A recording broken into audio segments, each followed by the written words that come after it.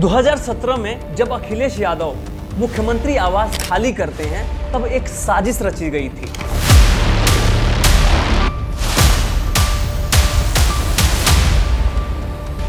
दिल्ली की मुख्यमंत्री रेखा गुप्ता ने एक इंटरव्यू के दौरान अखिलेश यादव को टोटी चोर कहा तो उनका इंटरव्यू ले रहे मानक गुप्ता बेशर्मी के साथ मुस्कुरा रहे थे। अखिलेश यादव आए थे दिल्ली में प्रचार करने। टोटी चोर। ये एक ऐसा एक्सप्रेसवे है जिसको इंडियन एयरफोर्स, इंडियन आर्मी किसी भी इमरजेंसी में रनवे के तौर पर यूज कर सकती है। इस पर अपाचे से लेकर और कई तरह के लड़ाकू विमान आसानी से उतारे जा सकते हैं।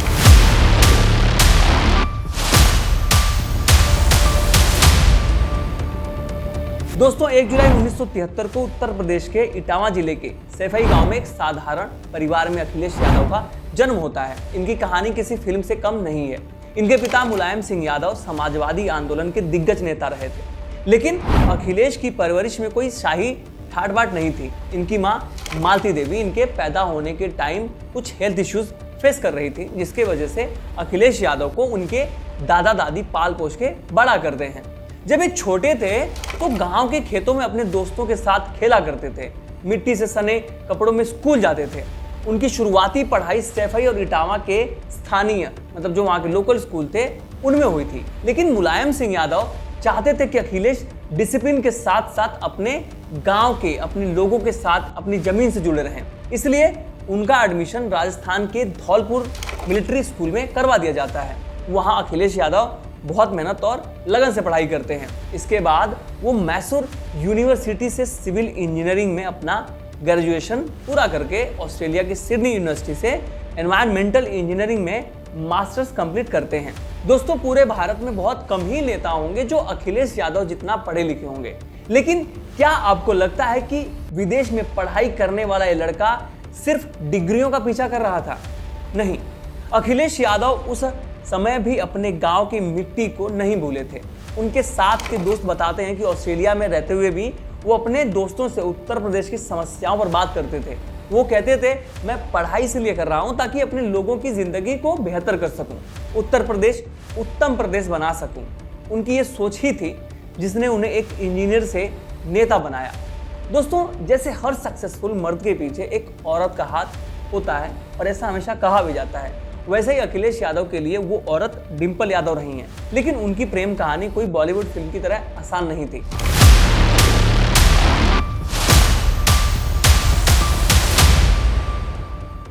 डिंपल रावत उनका नाम, बाद में अखिलेश यादव की वजह से जब शादी उनकी हो गई तो यादव पड़ा, पहले उनका नाम डिंपल रावत था।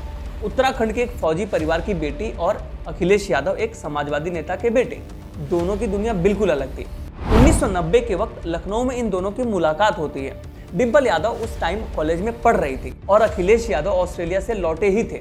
पहली मुलाकात में ही डिंपल की सिंप्लिसिटी और अखिलेश की पोलाइटनेस एक दूसरे को पसंद आ जाती है और दोनों एक दूसरे को पसंद करने लगते हैं। लेकिन मुलायम सिंह यादव और डिंपल के परिवार को यह रिश्ता मंजूर नहीं था, पर अमर सिंह के समझाने पर दोनों फैमिलीज इस रिश्ते के लिए राजी हो जाती हैं और आखिरकार 24 नवंबर 1999 को दोनों की शादी हो जाती है, जिसमें अमिताभ बच्चन और राजेश खन्ना जैसे बॉलीवुड स्टार शामिल हुए। लेकिन इस शादी की अपनी जो खूबसूरती थी वो थी उनकी सादगी। डिंपल यादव और अखिलेश यादव ने अपने तीनों बच्चों अदिति, टीना और अर्जुन को हमेशा जमीन से जोड़ के रखा। दोस्तों आज डिंपल यादव सिर्फ अखिलेश यादव की पत्नी ही नहीं बल्कि समाजवादी पार्टी की एक मजबूत सांसद भी हैं जो हमेशा लोगों की आवाज उठाती रहती हैं। इसके बाद 15 मार्च 2012 को महज 38 साल की उम्र में अखिलेश यादव उत्तर प्रदेश के सबसे यंग चीफ मिनिस्टर बन जाते हैं। उस टाइम लोग कहते थे कि ये लड़का क्या करेगा, ये भी बहुत ही छोटा है, लेकिन अखिलेश यादव ने अपने काम से सबको जवाब दिया। उनके 5 साल के टेन्योर में उत्तर प्रदेश ने डेवलपमेंट की ऐसी स्पीड पकड़ी जो पहले कभी नहीं देखी गई थी। दोस्तों अखिलेश यादव ने उत्तर प्रदेश में बिजली की कमी को दूर करने के लिए अपनी सरकार में 52,437 करोड़ रुपए की लागत से 2012 से 2017 के बीच में बिजली प्रोडक्शन और डिस्ट्रीब्यूशन के कई बड़े पावर प्लांट शुरू किए थे, जिसमें Jawaharpur thermal power plant 1320 megawatt की कैपेसिटी के साथ 10,566 करोड़ रुपए की लागत से बना था। ओबरा सी पावर प्रोजेक्ट 1320 मेगावाट 10,416 करोड़ रुपए की लागत से बना था।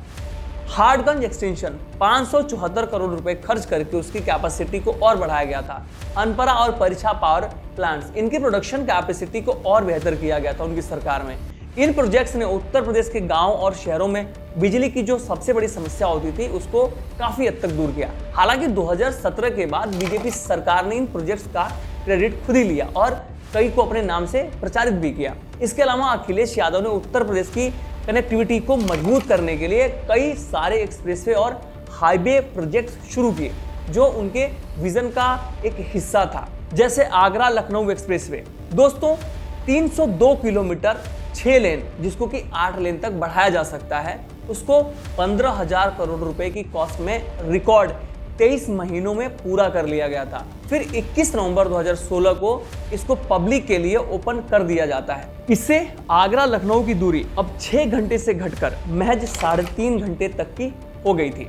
दोस्तों ये ऐसा एक्सप्रेसवे है जिसको इंडियन एयरफोर्स, इंडियन आर्मी किसी भी इमरजेंसी में रनवे के तौर पर यूज कर सकती है। इस पर अपाचे से लेकर और कई तरह के लड़ाकू जहाज आसानी से उतारे जा सकते हैं। पिछले दिनों में हमने कई बार देखा कि जब हमारी आर्मी ने इस पे ड्रिल भी किया था।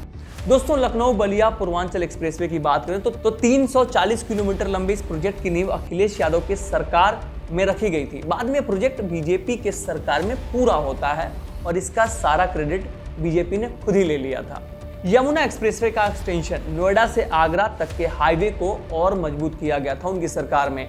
लखनऊ कानपुर हाईवे को और चौड़ा करके बेहतर बनाया गया, जिससे कि लोगों की सहूलियत हो जो काम धंधे से लेकर के और सारी चीज़ों में लगे रहते थे। इन प्रोजेक्ट्स ने बिजनेस, टूरिज्म और बहुत सारे जॉब्स क्रिएट करे। 2012 में अखिलेश यादव ने महिलाओं की सेफ्टी के लिए 1090 वीमेन हेल्पलाइन शुरू की, यानी कि 1090 वीमेन हेल्पलाइन। ये भारत में अपनी तरह की पहली सेवा थी। इसमें कई तरह की फैसिलिटीज थी, जैसे कि कंप्लेंट करने वाले की पहचान पूरी तरीके से सीक्रेट रखी जाएगी। 24/7 सेवा, कभी भी कहीं से भी हेल्प मिलती थी, तुरंत कार्रवाई, बिना पुलिस स्टेशन जाए कंप्लेंट दर्ज होती थी। इस हेल्पलाइन की वजह से लाखों औरतों को हिम्मत मिली और वो खुद को सेफ फील करने लगी थी। 2017 के बाद बीजेपी ने इसे अपने प्रचार में शामिल किया, लेकिन इसका क्रेडिट अखिलेश यादव को ही जाता है। दोस्तों अखिलेश यादव ने लोहिया आवास योजना शुरू की, जिसका मकसद गरीबों को पक्का मकान देना था। हर एक गरीब को घर 3 से 4 लाख रुपए और 70 से 80% तक सरकारी सब्सिडी मिलती थी, जिससे गरीब, दलित और पिछड़े वर्ग के लोगों को अपना पक्का मकान मिल सका। इसके आंकड़े की बात करें तो 2012 से 2017 में 2 लाख से ज़्यादा घर बनाए गए थे। दोस्तों 2017 के बाद बीजेपी ने इसे पीएम आवास योजना के साथ जोड़ा और क्रेडिट लिया, लेकिन इसकी शुरुआत अखिलेश ने ही की थी। दोस्तों कन्या विद्या धन योजना अखिलेश यादव की गरीब लड़कियों को हायर एजुकेशन देने की पहली पहल थी। इसमें 12वीं पास गरीब लड़कियों को, वो चाहे किसी भी कैटेगरी से आती थी, उनको 30,000 रुपये इन्होंने देना शुरू किया था। उसके बाद 2012 से 2017 में 5 लाख से ज़्यादा लड़कियों को इसका फ़ायदा मिला था। इसकी वजह से ड्रॉप आउट रेशियो, यानी कि जो लड़कियां अपनी पढ़ाई बीच में छोड़ दिया करती थी, उनके कॉलेजेस में एडमिशन बहुत ज़्यादा बढ़ गए थे। किसान बीमा योजना, दोस्तों समाजवादी किसान बीमा योजना अखिलेश यादव की किसानों के लिए शुरू की गई एक शानदार पहल थी, जिसमें फसल खराब हो जाने पर 50,000 से लेकर के 5 लाख रुपए तक की हेल्प मिलती थी। दोस्तों इनकी सरकार में लाखों किसानों को इसका फ़ायदा मिला। इसके अलावा इनकी लैपटॉप स्कीम जो यूथ में बहुत ज़्यादा पॉपुलर रही थी, जब हमारे घर के लोग पढ़ रहे थे उनको भी ये वाला फ़ायदा मिला, उनको लैपटॉप मिला था। दोस्तों 2012 में शुरू हुई ये free laptop distribution scheme world का सबसे बड़ा फ्री लैपटॉप डिस्ट्रीब्यूशन प्रोग्राम था। इसमें 10वीं और 12वीं पास 15 लाख से ज़्यादा बच्चों को फ्री में लैपटॉप दिए गए थे, जिसमें 3,000 करोड़ के करीब रुपए खर्च हुए थे, जिसका मकसद गाँव के स्टूडेंट्स को टेक्नोलॉजी से जोड़ना था कि वो भी दुनिया के साथ कदम ताल मिला के चल सके। 2017 के बाद इस स्कीम को बंद कर दिया गया था, लेकिन इसने गाँव के यूथ को डिजिटल वर्ल्ड से जोड़ने का बहुत ही नेक और सराहनीय काम किया था उस टाइम में। साजिशें और प्रोपेगेंडा, दोस्तों टोटी चोर से लेकर गंगा जल तक 2017 में जब अखिलेश यादव मुख्यमंत्री आवास खाली करते हैं, तब एक साजिश रची गई। कुछ मीडिया हाउसेज और बीजेपी नेताओं ने दावा किया कि अखिलेश ने सीएम हाउस की टोटियां चोरी कर ली हैं। कभी आपने सुना है कि कोई आदमी अपना घर शिफ्ट कर रहा हो और उसके घर पर सुबह 7-8 बजे मीडिया के लोग कैमरे के साथ पहुंच जाए? है ना कुछ हैरानी की बात, क्योंकि ये लोग तो तब तक सो के उठते भी नहीं है, क्योंकि ये बात अखिलेश यादव ने खुद ही एक इंटरव्यू में कही थी। दोस्तों, अखिलेश यादव ने कहा कि जो सामान मेरा था वो मैं ले गया, जो कि हर आदमी करता है। जब वो अपना घर शिफ्ट करता है तो उसकी जो जो चीज़ें अपने घर में वो खुद खरीद के लेके आया होता है वो लेके जाता है, क्योंकि जब वहाँ वो शिफ्ट करेगा उसको वहाँ पे ज़रूरत पड़ेगी। पर दोस्तों, हमारे भारत के कुछ दलाल मीडिया हाउसेस को देश के किसान, गरीब, दलित, मजदूरों पर होता हुआ जुल्म नहीं दिखता है। उसको टोटी दिख गई, उसके बाद सीएम हाउस को गंगा जल से धुला जाता है। यह पॉलिटिक्स में नफरत की मानसिकता को दिखाया गया था। दोस्तों, ये सब एक प्री प्लान्ड प्रोपेगेंडा था। जांच में साफ हुआ कि सीएम हाउस में कोई चोरी हुई ही नहीं थी, लेकिन कुछ न्यूज चैनल्स ने इसे दिन रात चलाया ताकि अखिलेश यादव की इमेज को खराब किया जा सके। इन साजिश में कुछ बड़े मीडिया हाउसेस शामिल थे जिन्होंने बिना सबूत के खबरें चलाई। बीजेपी के कुछ नेताओं ने भी इसे हवा दी, जैसे दिल्ली की मुख्यमंत्री रेखा गुप्ता ने एक इंटरव्यू के दौरान अखिलेश यादव को टोटी चोर कहा, तो उनका इंटरव्यू ले रहे मानव गुप्ता बहुत ही बेशर्मी के साथ मुस्कुरा रहे थे। वो चाहते तो वहाँ पे उनको रोक सकते थे, लेकिन अखिलेश यादव ने इसका जवाब अपनी शांति से दिया। उन्होंने कहा, मेरा काम मेरी पहचान है, झूठ की उम्र बहुत छोटी होती है। हालांकि बाद में रेखा गुप्ता ने इसके लिए उनसे माफ़ी भी मांग ली। दोस्तों, अखिलेश यादव को गरीब, दलित और पिछड़ा वर्ग का इतना सपोर्ट क्यों मिलता है? क्योंकि वो उनकी भाषा बोलते हैं। उनकी लोहिया आवास योजना ने लाखों गरीबों को पक्का मकान दिया। कन्या विद्याधन ने लड़कियों को पढ़ाई का मौका दिया जो स्कूल ही नहीं जा सकती थी। उन्होंने स्कूल्स में एडमिशन लेना शुरू किया कि अभी हमारे लिए कुछ कर रही है सरकार। दोस्तों, अखिलेश यादव कहते हैं कि जाति और धर्म से ऊपर उठकर मैं हर उस इंसान के लिए काम करूंगा जो हाशिए पर है। यही वजह है कि SC, ST और गरीब समुदाय उन्हें अपना मसीहा मानते हैं, चाहे वो जनरल कैटेगरी के हों, चाहे वो OBC के हों, SC, ST कोई भी हो। दोस्तों, सपा के लोग बीजेपी पर अखिलेश यादव के काम का क्रेडिट चुराने का आरोप लगाते हैं। दोस्तों, अखिलेश यादव के कई प्रोजेक्ट्स का क्रेडिट बीजेपी ने लिया। गंगा एक्सप्रेसवे जो अब पूर्वांचल एक्सप्रेसवे हो गया है, लखनऊ मेट्रो और कई पावर प्रोजेक्ट्स जो बीजेपी ने अपने नाम से प्रचारित किया। लेकिन हकीकत यह है कि इनकी नींव अखिलेश यादव ने अपने टाइम में रखी थी या उसको बनाया था। दोस्तों, 2017 में जब बीजेपी सत्ता में आई तो उन्होंने अखिलेश यादव की योजनाओं को या तो बंद कर दिया या उनका नाम बदल दिया। लेकिन जनता कहती है कि हम जानते हैं कि उत्तर प्रदेश को मॉडर्न बनाने का सपना अखिलेश यादव का था। दोस्तों, आज अखिलेश यादव उत्तर प्रदेश की सबसे बड़ी उम्मीद है। लोग उन्हें इसलिए चाहते हैं क्योंकि वो वादे नहीं, काम करते हैं। वो भविष्य की बात करते हैं। डिजिटल उत्तर प्रदेश, शिक्षित उत्तर प्रदेश और समृद्ध उत्तर प्रदेश, ये उनका नारा है। वो कहते हैं, मेरा सपना है कि युवाओं को रोजगार मिले, हर गांव में बिजली हो, हर बच्चा स्कूल जाए और हर किसान को उसकी मेहनत का दाम मिले, किसी को दबाया ना जाए, सब बराबर रहें। उनकी ये सोच उनकी शांत लेकिन स्ट्रॉन्ग पर्सनैलिटी और उनकी जमीन से जुड़ी हुई राजनीति को दर्शाती है, उन्हें उत्तर प्रदेश का भविष्य बनाती है।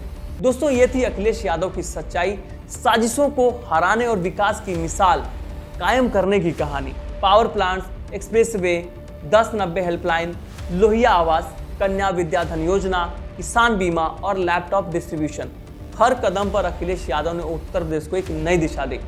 इस वीडियो को लाइक करें, शेयर करें और चैनल को सब्सक्राइब करें। कमेंट में बताएं कि अखिलेश यादव का कौन सा काम आपको पसंद है। जय राघव, जय माधव।